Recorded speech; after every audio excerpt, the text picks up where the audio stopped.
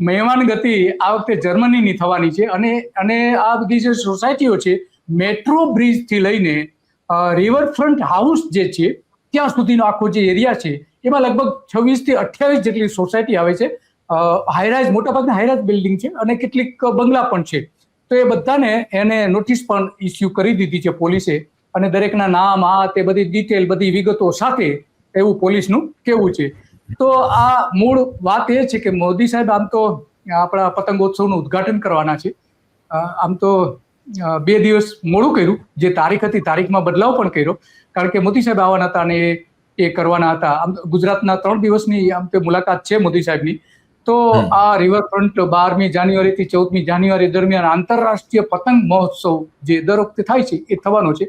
આમ તો 10 જાન્યુઆરી થવાનો હતો, પણ એ બદલીને 12 જાન્યુઆરી કરી નાખ્યું હતું, કે કારણ કે વડાપ્રધાનનું ફાઇનલ થયું અને એનું એના હાથે ઉદ્ઘાટન કરવાના છે એવી વાત આપણે સામે આવી છે. તો અને અહીંયા લગભગ વિશ્વના 30 જેટલા દેશોના પતંગબાજો, 150 જેટલા પતંગબાજો પણ પતંગ ચગાવવાના છે. દર વખતે જે હોય છે એ રીતે કાઇટ ફેસ્ટિવલ જેને આપણે કહીએ છીએ, અને મોદી સાહેબે શરૂ કર્યો હતો એ.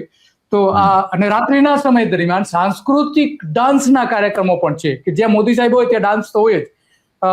ડાન્સનું પરફોર્મન્સનું પણ આયોજન કરવામાં આવ્યું છે.